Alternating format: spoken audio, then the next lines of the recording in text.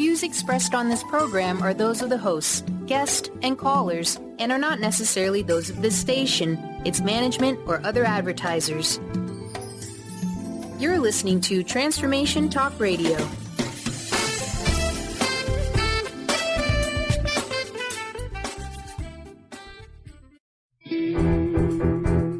Welcome to Lyme Talk Radio with Dr. Pat Baccili, epic healing for an epic life. This inspiring show highlights leading-edge solutions, groundbreaking research, headline topics, and tools for holistic healing and wellness. This hit show is dedicated to raising awareness, promoting advocacy and prevention, and supporting initiatives for optimal health. Dr. Pat is passionate and focused on life-saving results reaching far beyond Lyme disease, providing a forum for powerful stories, heart-opening experiences, and hope-activated solutions. Dr. Pat will shine a light on the many shades of Lyme disease fueled by a body, mind, spirit remedy. Now here's your host, Dr. Pat. Hey everybody, welcome. It's so great to have all of you tuning us in and turning us on. And, many of you have asked me okay, how long have you been doing this show? When did you first start to talk about Lyme disease? And, Dr. Dempsey's joining me here today, but I want to say this, she's going to chime in. We started doing a show on Lyme disease. I said it was 10 years, but it's actually before that.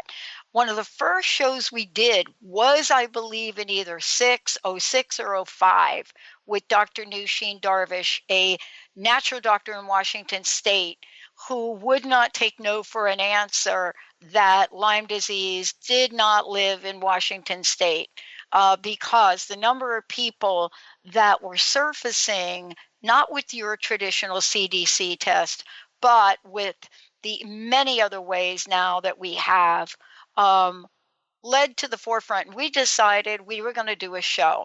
This is Lyme Talk Radio, and we're not going away. Also, Lyme Global. And you're going to hear me later on in the show thank the Exploding Kittens people who created the Exploding Kittens game for allowing us to create a digital version as well as a phone app called Exploding Ticks, and you're going to hear lots about that. But today, I am so thrilled to have Dr. Tania Dempsey joining me here today. Why Bartonella is the new Lyme. And let me tell you, when I say Bartonella, I am not talking about a fine Italian wine here. So for many of you, you're going to get some information, education about this. But most importantly, what is the narrative today about Lyme that is so important to have that we're just not having enough of it? Now, I want to just say this. Dr. Dempsey is a chronic disease expert, autoimmune, mast cell activation syndrome, you name it. She is one of the most sought after, internationally known for her chronic immune dysregulation and much more. So here's what I want to say this. Whether you know her from, having a patient existence from the UK, whether you know her from the work that she's doing in the United States, whether you know her from the many people she is healing and helping, the one thing you want to know is she will not go silently in the night about this conversation. So today, I want to make sure you know that this show is so much about who she is, all of the years she studied, everything she's done, at Greenwich, Connecticut, all of the above she's done.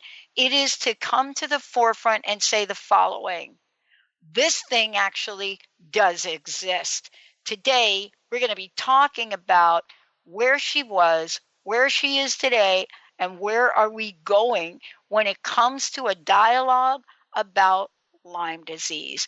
Dr. Dempsey, it's great to have you here. Welcome to the show. Thank you so much, Dr. Pat, and thank you for the work that you've done in bringing the awareness out there for people on this horrible disease. Yeah. Thank you. Yeah. I said something to you before the break, and I think I would like to start there. Sure.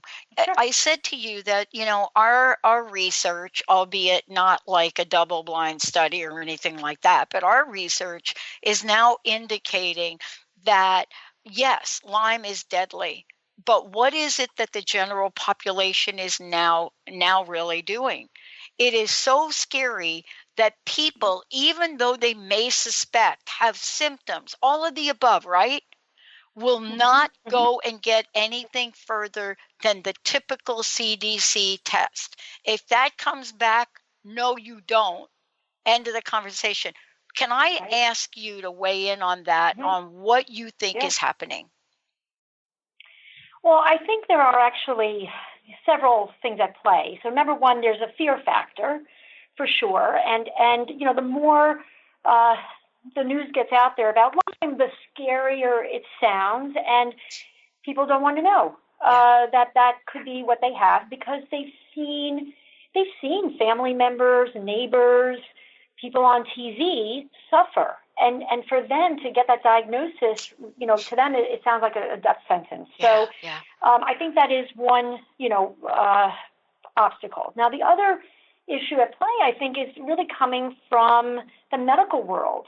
And that is that a lot of, doctors, and I'm not pointing fingers at anybody, but, the thought is that if they test the patient for Lyme disease and it is either CDC negative or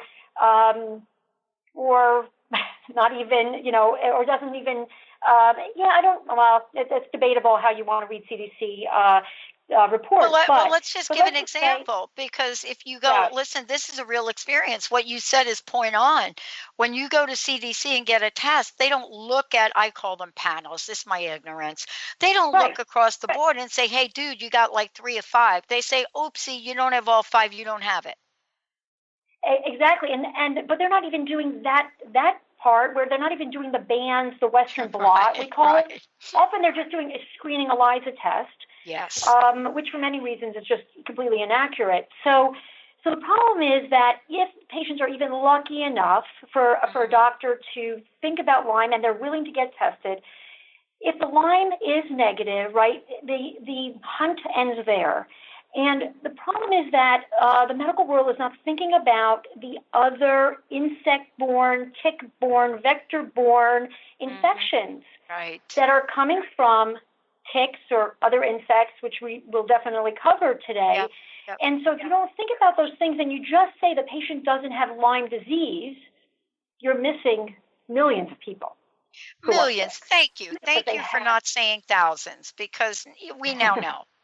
Right? I mean, what did we go from? Like a couple of hundred? Then, okay.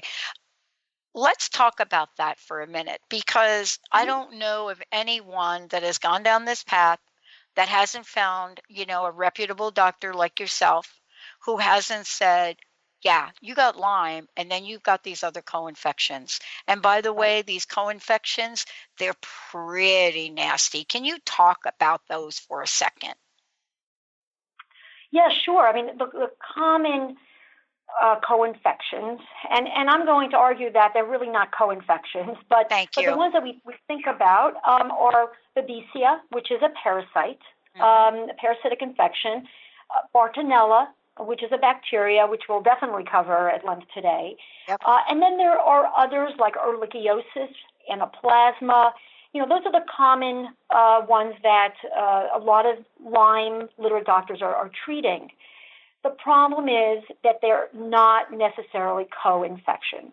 Thank you. So I have patients who do not have Lyme disease. And again, to clarify, Lyme disease is caused by one organism, Borrelia burgdorferi. Now, there are other strains of Borrelia that cause Lyme disease, but Lyme disease is not Bartonella. It is Lyme. The problem is that patients who don't test positive for Borrelia burgdorferi, they can still test positive for these other infections. And so I really don't look at them as co-infections at all, because they are individual infections in their own right, causing debilitating symptoms. Right. Let's talk about debilitating for a minute, because this is something that I was so excited to talk with you about today. And for those of you out there, I just want you to know we have opened up the phone lines, 1-800-930-2819, 1-800-930-2819. Someone interviewed me and we were talking about this. It's got to go about 10 years ago.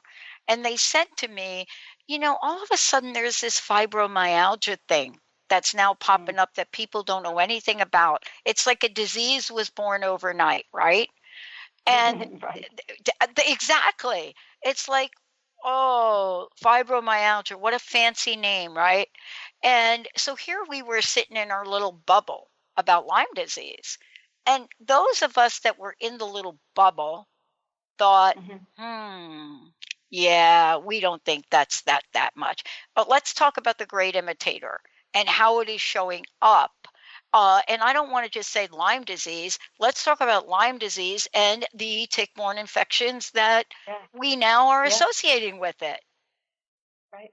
Right.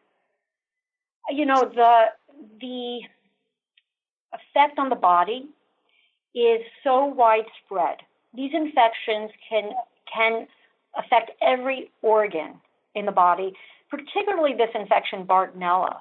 And the research is just exploding in how it can affect every organ system in the body. And so, you're going to see symptoms that overlap so many other diseases that patients are being diagnosed with. And that's why it's confusing. The big thing that I'm seeing, and you talked about fibromyalgia, and I'm glad you brought that up. I did, yeah. Is that these patients are chronically ill. They have gone to, again, numerous doctors, and if they can't explain the symptoms, right, they're getting labeled as something, right, because they need a diagnosis. It's not the right diagnosis, but they need a diagnosis. Yeah. But one of the things that I'm seeing, Bartonella specifically, but really all these insect-borne infections can do this, is it's causing a reaction in the body. It's that reaction that I think we should talk about, which is mast cell activation syndrome, which is one of my areas of interest. It's causing this reaction, and that is what's causing many of the symptoms that patients are suffering with.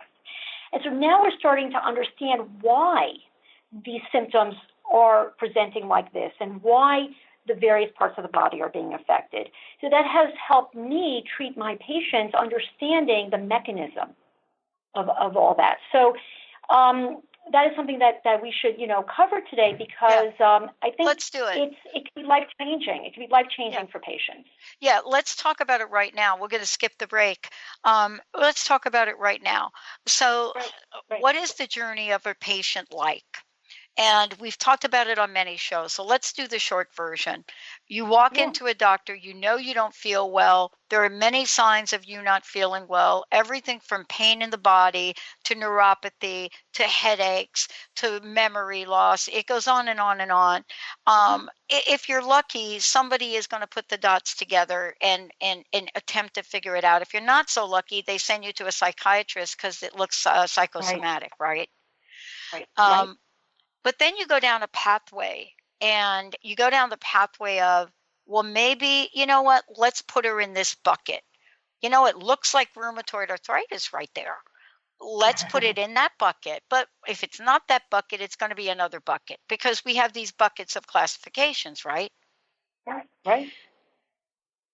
That's where it does really also start to come apart because inflammation levels don't go down. You still have an inflammation level that you can't even count because it's over 300. And yet everybody's looking at you like you're doing better. Is this really, I mean, I would love for you to talk to this because you see people every day and none of us really know how to connect the dots the way you do. Well, you know what? It's very difficult, but the more patients I see, the more I learn, and I learn every day from my patients because every patient is different. Every patient, gives me information that can help them another patient. So the only way really is to gain the experience, and then you help others. This inflammation that we keep on talking about, and a lot of Lyme specialists talk about, the incredible inflammatory process and release of chemicals in the body that is really, leading down this path of pain and depression, and so many of the the symptoms we talk about associated with these infections. But the question is why? Why are these infections doing this, and what is the root cause of the problem? And if you can get to the root cause of the problem, right, then you really can change a patient's life. So the root cause, the way I think about it, is the root cause is the infection or infections, right? But there's like another layer to that root, and that's what I call, that's where I put mast cell activation. It's a way of understanding the inflammation. So these mast cells are white blood cells, and they are our line of defense against bad things that our body becomes exposed to. Mm-hmm. And mast cells are known to help deal with allergies. That's actually, when I was in medical school, that's the only way I knew mast cells, is I knew that they had histamine inside of them, and then if somebody was allergic to pollen, the mast cells would explode and release histamine. And histamine, which is inflammatory, it causes the eyes to run and the nose to run and the chest to get tight, cause the allergic symptoms. We now know that these mast cells fight Bartonella, they fight Lyme, they fight different infections, they fight mold. So anything that your body is coming in contact with that is bad for it, these mast cells will react. Well, that's all fine and good, if they're doing what they're supposed to do to help. But inside these mast cells, they can have over 200 different chemicals outside of histamine that they contain. And when they explode, because they're trying to deal with that bad thing that they're looking at, they're releasing these chemicals and causing inflammation. And so wherever these mast cells are exploding, that's where the symptom is going to be. So a lot of my Lyme/Bartonella/co-infection patients have a lot of GI symptoms. They have, particularly kids, we see a lot of nausea, change in appetite, difficulty digesting, bowel issues. And the question is why? Is it the bug that's there, or is it that the mast cells, which are in abundance in the GI tract, are getting irritated? They know there's something there. There's something that they have to do, and they're exploding, and they're causing significant symptoms.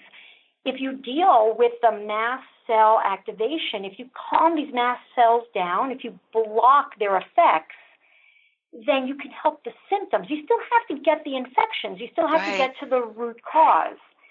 But just dealing with this has made such a difference in so many of my patients' lives. Yeah, it's tremendous.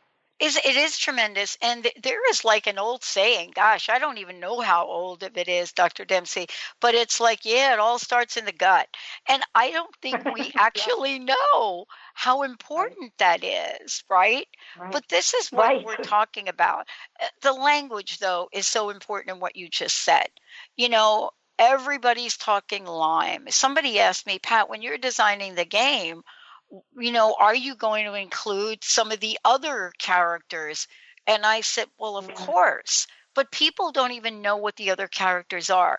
Vector-borne disease now is getting to be more and more common. Bartonella is something that we're starting to hear more about, but I'm thrilled you are not doing the co-infection thing, because when you're sick, you don't know what you don't know, like what So tell us about why Bartonella now needs to get center stage. So the problem with Bartonella is that it's transmitted by so many different vectors, and many more than Lyme. So we know that Lyme is transmitted by ticks, right? So we're on high alert against the ticks. And this year we're talking about a real major issue with an explosion of the tick population. Totally. But the problem with Bartonella is that it's not only being transmitted by ticks, and we have proof that it is, it's being transmitted by flies, biting flies, lice, fleas, maybe mosquitoes, and maybe spiders as well. And there's some case reports of spider transmission. Yeah. And so now you see how difficult it is because we're exposed to many different insects and spiders, all the time. Mm-hmm. So the problem with Bartonella is that we're going to see that it is much more widespread across the world. And in fact, they've been mapping it and following the trend. And if you look at Lyme disease and you try to overlap where Lyme is and Bartonella is, there's some overlap, but Bartonella is more far-reaching because these insects and vectors are everywhere. And so that's why we're going to hear more and more about Bartonella. And I have plenty of patients who only have Bartonella and do not have Lyme disease. And so that's why I worry about just testing for Lyme.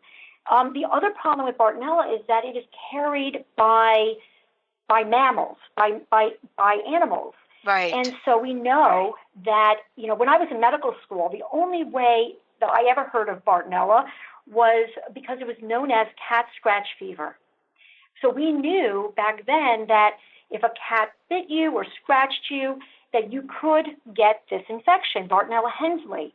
Wow. And that's because cats carry Bartonella.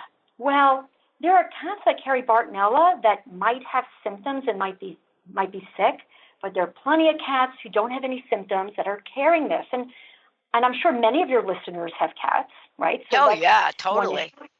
Yeah. And then dogs, and now we know dogs carry it as well, and many other mammals. And so we can get it from the animals. The insects are biting the animals, and then biting us and infecting us. And so the transmission is just so much more. I think it could be more widespread than we even imagine.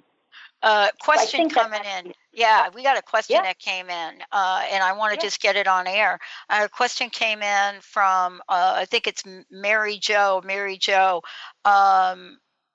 This is a great question. Just heard you talking about cats. I have a cat. My cat doesn't look sick. So the question really is, my cat doesn't look sick. How do I know if my cat is cat? Wow, isn't that a good question? It's a great question. So I think there are two ways you can deal with this. So number one is if you are having symptoms of what looks like Lyme or there's something going on that no one can explain, and you get tested and I recommend you get tested for Bartonella. If you are test positive, I always recommend my patients have their pets tested as well. And veterinarians are more in tune to Bartonella than human doctors. And so, I think that's a fairly easy test for them to do. But the question is, should everybody be testing their pets? And it's a difficult question. I don't know how expensive the test is, and I don't know if veterinarians would recommend that. But I do wonder whether that's that's something we should consider. Right. Because, I don't think animals are any different than human beings. I mean, isn't the reality that we could be carrying this around with us, as we have demonstrated time and time again, Lyme as well, and it's hanging out in us, and maybe then you go get shoulder surgery and boom, then things start to really come apart, like almost overnight. What are we doing as doctors? What are we doing in the messaging to people? What are we saying that they might do? Because this is really an area that you've been so successfully helpful on, letting people know that there is another way to go about this. So what is the testing? So that's the difficult piece of it. I mean, we know that with Lyme, the testing is not great for many reasons, although we have labs now that are probably better at identifying the Borrelia burgdorferi bacteria from Lyme. The same goes for Bartonella. There is a lab called the Galaxy Lab, which was initially created by a veterinarian for pets. So this was a Bartonella testing company that was, looking at animals. And it slowly became obvious to them that a lot of the owners of the pets were sick, and they started testing humans. And so right now they are the premier Bartonella testing company in the country. And they do a couple of different types of tests, and they screen for multiple strains of Bartonella. So most labs right now can measure maybe 2 strains of Bartonella. Bartonella hensleyi, which is cat scratch fever, and Bartonella quintana, which was known as trench fever, because that was actually transmitted by lice. And those are the 2 that you can screen for. Most labs will do it, but Galaxy can screen over 24 strains of Bartonella, because we now know there are I feel like every month there's another strain that's being found. And because there's so many, if the lab is only checking 2, you could potentially miss it if you were infected with a different strain. So right now, that is the best lab for it. I have been very lucky. I've been working with a lab called BioReference, which is kind of like a LabCorp Quest. I guess it's one of the big 3. And they send their Bartonella testing out to another lab, and they've been very successful, actually, at identifying Bartonella in a lot of my patients, which a lot of doctors will say if they just use a regular lab, they're never going to find it. But I've been finding it even that way. So a regular doctor, for listeners, want to ask their doctor for a Bartonella test, they can say, well, how about BioReference labs, which are found almost all over the country? Their test is excellent. I love it. We're going to take a short break, though, but when we come back, we're going to talk about, okay, what do we do about it? What are some of the things that we're finding are working? And then you also, Dr. Dempsey, have a great website, and you have a great blog on this. Can you tell folks the best way to find out more about you? Oh, yeah, absolutely. So you can, I'm on Facebook, Dr. Tania Dempsey. I have a couple of websites. My practice is called RMonk Integrative Medicine. And I also have a website, which is drtaniadempsey.com. And there's plenty of information out there about me and my practice and my philosophy in treating patients. Awesome. When we come back, we are going to talk about, let's see what's happening. What are people doing? What is Dr. Dempsey doing to get at the bottom of this and provide some relief for people? Are we getting closer to a, shall I say it, cure? Let's take a short break. We'll be right back.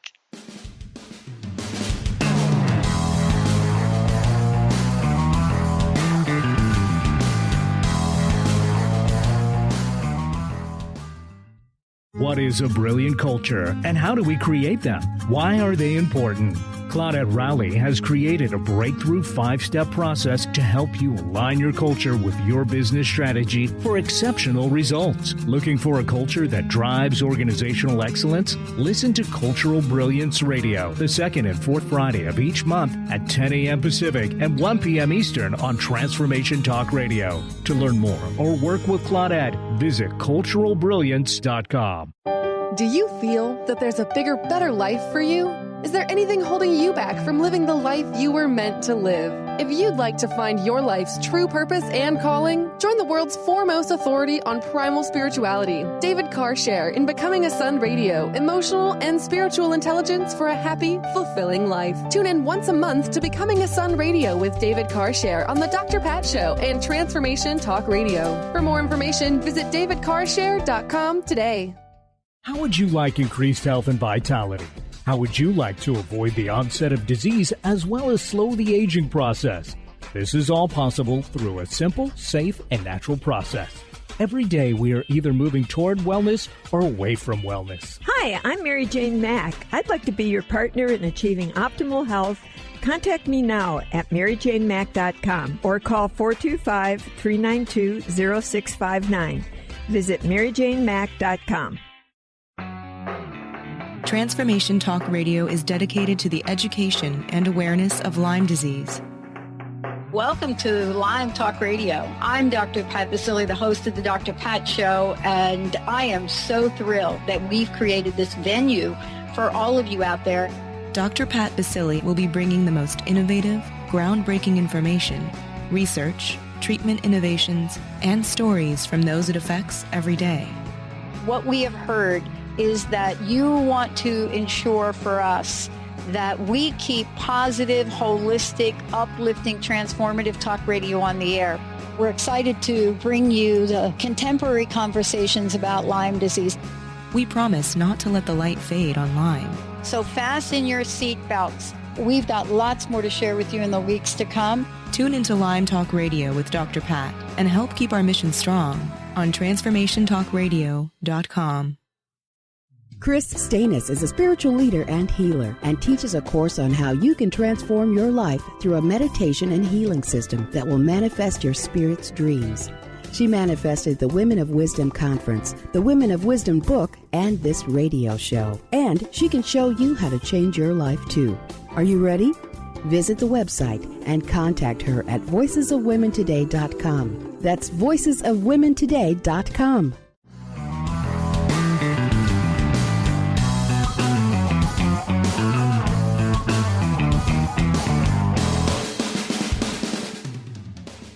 Hey, everybody. Thank you for tuning in, turning us on. Why Bartonella is the new Lyme with Dr. Tania Dempsey. And this is a great conversation to have, educational, inspirational, but more importantly, for many of you that have been really scratching your head, not really understanding all of the dialogue, this is, Dr. Dempsey, super eye-opening.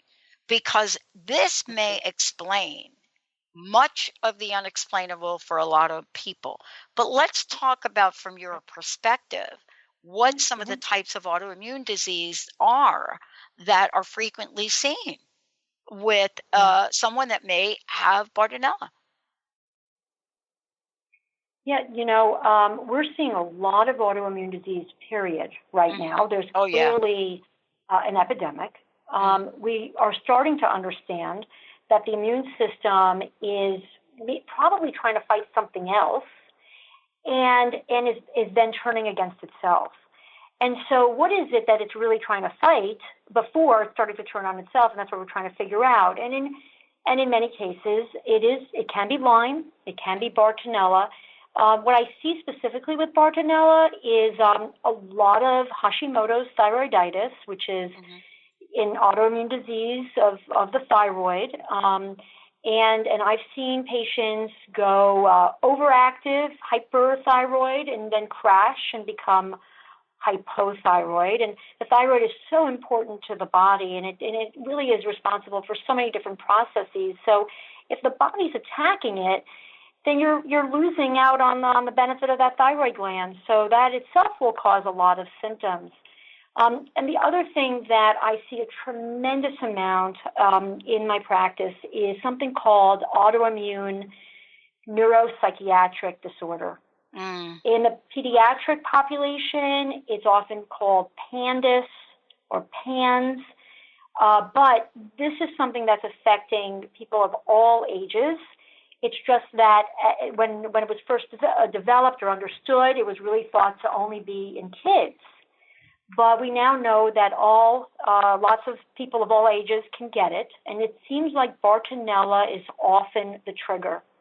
And what happens is the Bartonella probably has like a similar structure to pieces of our own body or nervous system. And as the body's trying to fight the Bartonella, it's looking at the nerves and the brain and kind of not understanding that that's really ourself, and starting to attack the nerves. And as the nerves get attacked, there's so many symptoms, neurologic symptoms that people get. And the number one, I would say, are the depressions, anxieties, OCD behaviors that are so prevalent in general, but very prevalent in Bartonella. And so that's sometimes how I try to identify patients even before I have results. If they have depression that's gotten worse, anxiety that's gotten worse. They have new kind of weird behaviors, or they start becoming obsessed about certain things. Right away, Bartonella is on the top of my list, and I'm starting to understand that they probably have a neurologic autoimmune process going on.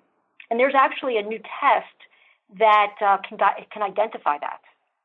What is the test? Because that's breakthrough too, because what we're talking about is going through numerous tests.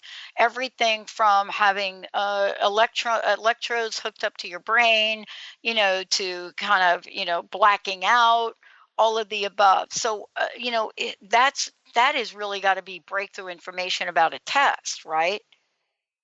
Oh yeah, this is huge. Again, I see people of all ages.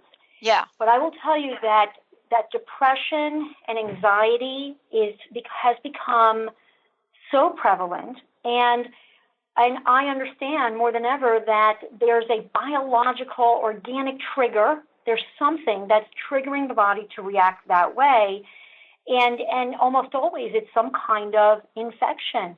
And we need psychiatrists to understand that, because these patients may need medication, but if you could fix the root cause, if you can get to that infection, it changes everything, changes their nervous system.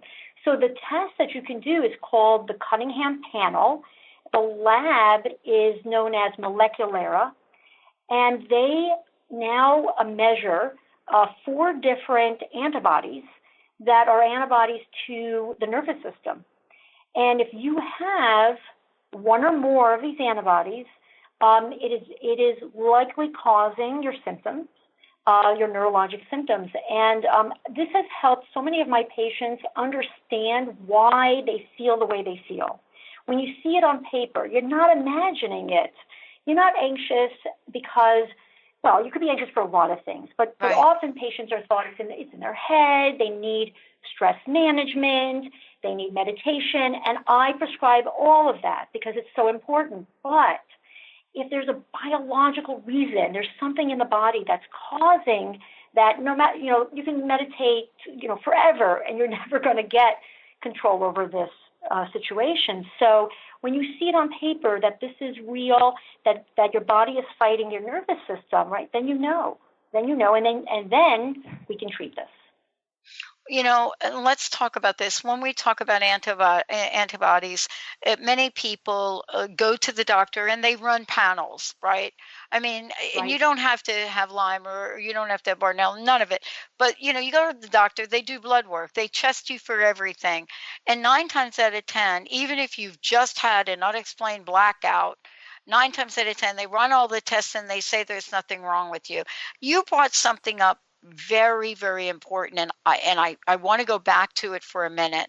Yeah. We now know and have known that, let's just call it thyroid disease for a moment. We now know that pretty much anybody you talk to will tell you how difficult it is to detect this. And my theory is that's because they're looking for something that's traditionally thyroid related.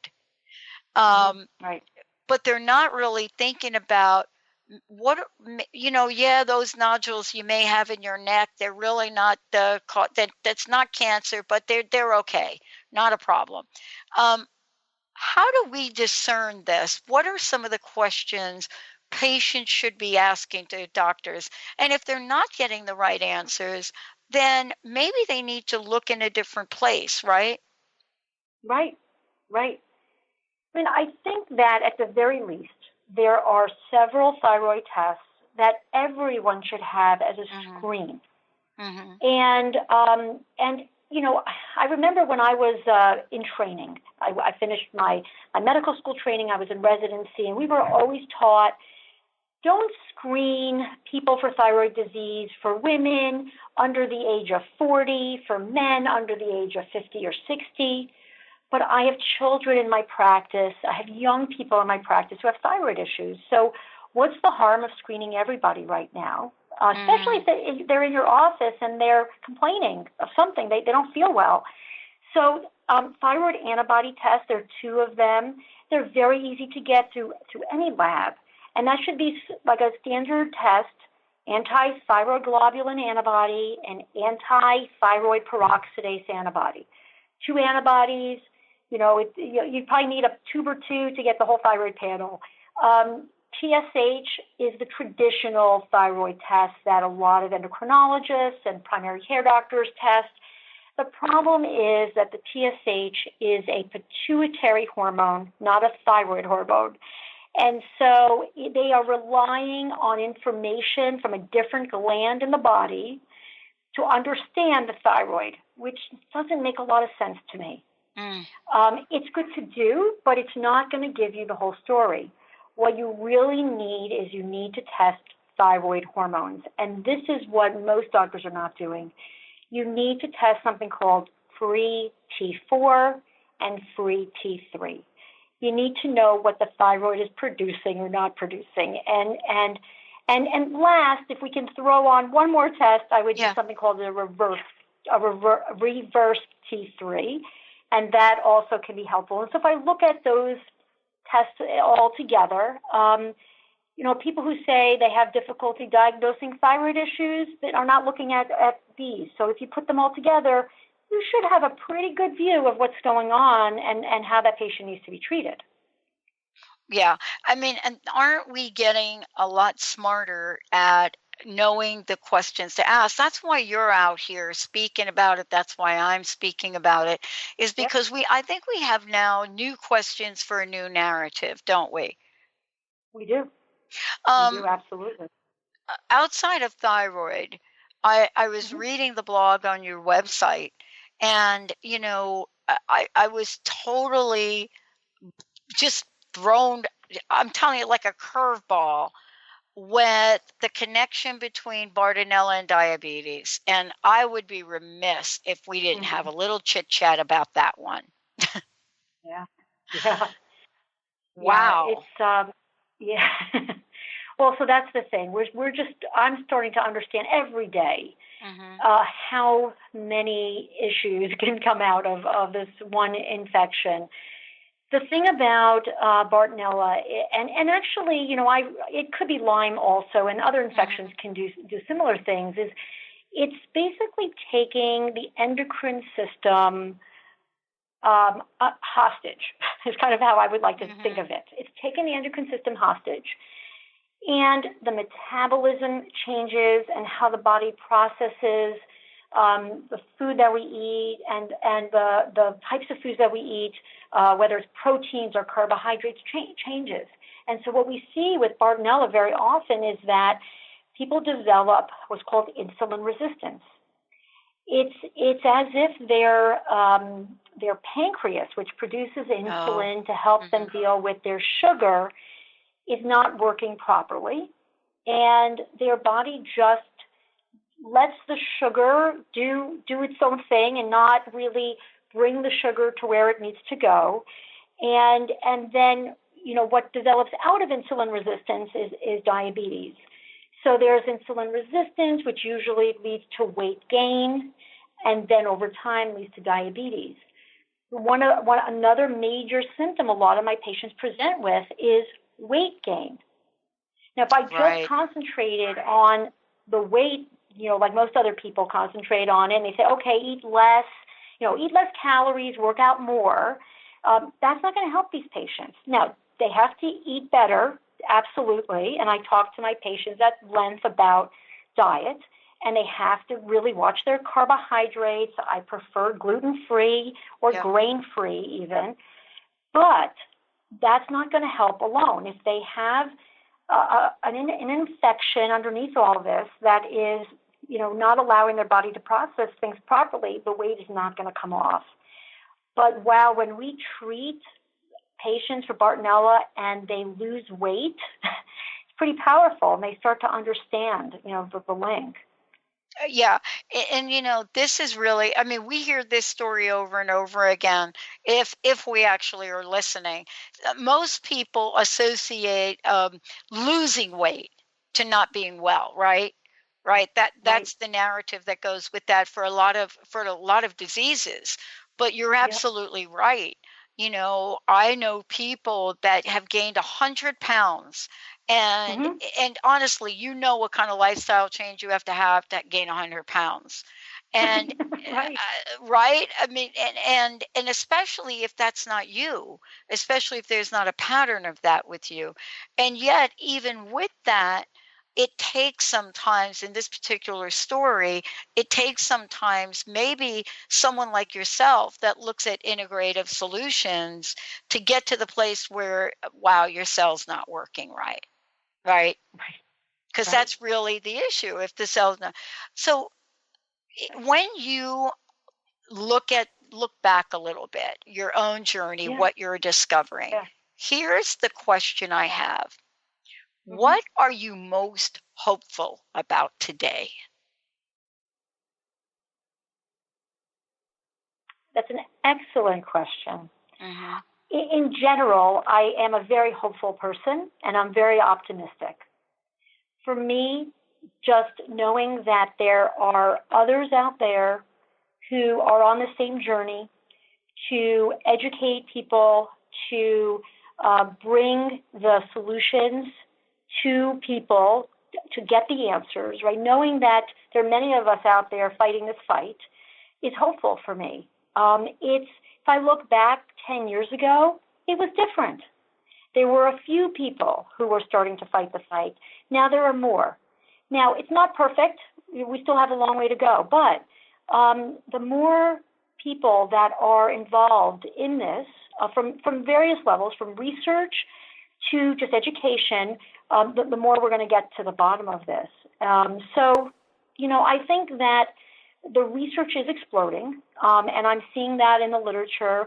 Almost every week I see something else come out about a link between these infections and something else. So as long as people are still thinking about it, there's a lot of hope for the future.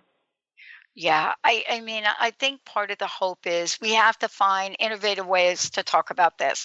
I shared with you that we're actually creating a game and an app called Exploding Ticks, even though that's actually not what happens, but where the Exploding Kittens people gave us permission to use this to provide everything from fun way to think about what color clothes do you wear, so forth and so on. Because we've got to find another way to have more than just people that are affected talking about it. See, the people that are talking about it, they're the celebrities that are talking about it. But the rest of the world, they can't get behind it because they're not talking about it. I want to ask you this question. Is that going to be an approach that's going to help us getting a new level of understanding? And specifically, you're asking about this app that you're... Yeah, the game and the app. Yeah. Listen, right now, I mean, it sounds to me very innovative and different. And so I think you're right. I think the approach has to be different. And the question is, really, how do you reach people who don't have Lyme disease? Right. Or don't think they have Lyme disease, right? And I don't know, right? If they don't have Lyme disease, they're not thinking about it. But I believe that lots of people who don't have Lyme disease do have Lyme disease, and bringing the awareness to them is, I don't know how you do that, but maybe this is one way. It's promising. I don't have any, bright ideas in this area yet. I'll continue to think about it. Well, the bright idea we have is that we want to reach a broader community, because one of the things that I think we've learned here, being in the state that won't even recognize that maybe, the deer that have the tick or whatever it is actually cross the state line, right? It's like, no, they see, oh, Washington State. Oh, no, let's not go there. So we have a different perspective on it. And we've had to, in this state, get the word out and get advocacy from people that may or may not even be thinking about it. And so far, so good. But the question I want to get back to is there are many ways that people can ask for information to help them. I want to ask you about one particular test that insurance will actually cover, and someone just asked me about it. Ask Dr. Dempsey about the CCP2. I got to read this. Ask about the anti-CCP2 level. That must be an inflammation level. Okay. Yeah, it's a specific test actually for rheumatoid arthritis. Okay. So typically we'll do a screen for rheumatoid arthritis with something called the rheumatoid factor, or RF. And if it's positive, it will confirm it with an anti-CCP2 to confirm that it is in fact rheumatoid arthritis. It turns out that Lyme disease and Bartonella and some of these other infections can cause an elevated rheumatoid factor without actually causing rheumatoid arthritis. The anti-CCP2 helps you determine whether it's potentially true rheumatoid arthritis. Got it. So that was very helpful. Boy, that was a little question that got me stumped right there. We have the best listeners. I'm telling you, they're so up on top of this. There are a couple of things that we still have time to chat about. First of all, let me thank you again, and please give out your website if you don't mind. Oh, absolutely. So I do have two websites, www.armonkmed.com, and that's for my practice, Armonk Integrative Medicine. And I have my own personal website, drtaniadempsey.com, and you'll find lots of information on both. The one that I'm using more and blogging more from is really my personal one, the Dr. Tania Dempsey. Awesome. We have a few minutes left, and I do want to get back to the conversation about mast cell activation because there are a few things we haven't talked about. So let me just cut to a simple question in 3 minutes, right? What should people know about this, and how can they ask the right questions?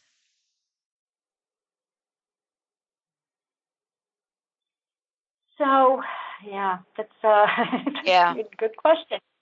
I think that, number one, for patients have to listen to themselves.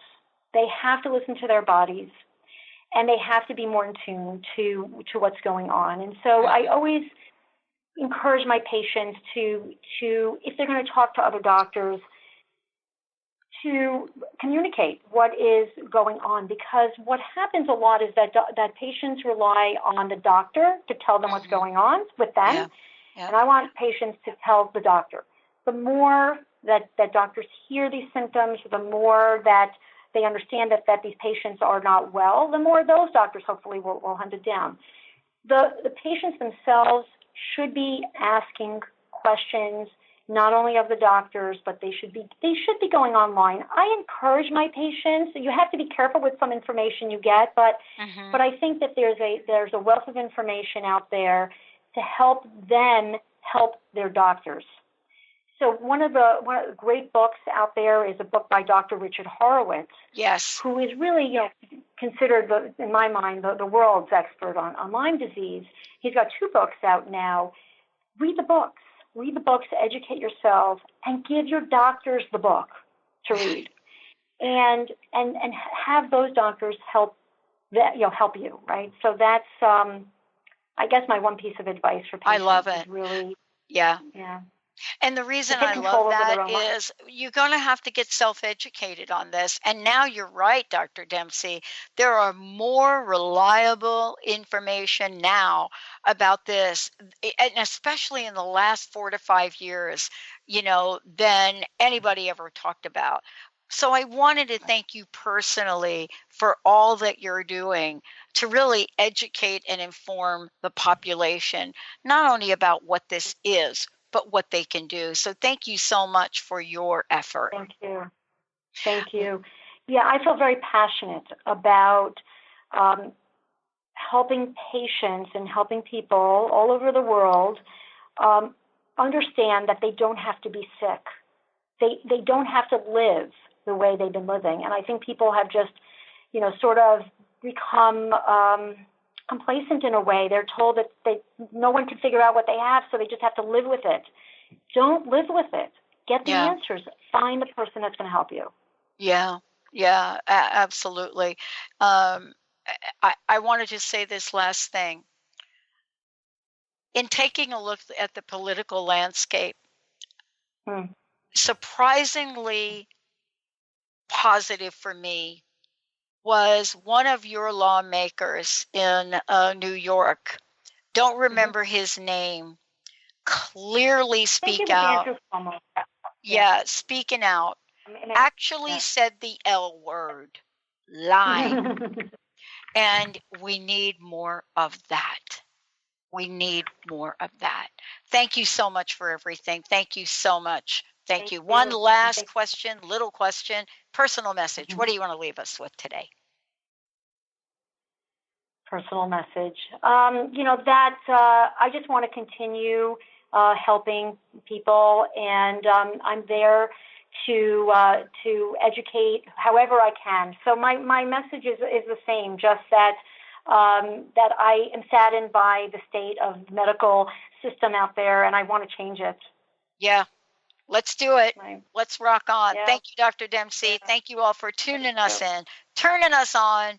We'll see you next week on Lyme Talk Radio. Thanks for listening to Lyme Talk Radio with Dr. Pat Baccili, Epic Healing for an Epic Life. This inspiring show highlights leading-edge solutions, groundbreaking research, headline topics, and tools for holistic healing and wellness. This hit show is dedicated to raising awareness, promoting advocacy and prevention, and supporting initiatives for optimal health. Dr. Pat is passionate and focused on life-saving results reaching far beyond Lyme disease, providing a forum for powerful stories, heart-opening experiences, and hope-activated solutions. Dr. Pat will shine a light on the many shades of Lyme disease fueled by a body-mind-spirit remedy. For more information, visit lyme-talk-radio.com and tune in next time.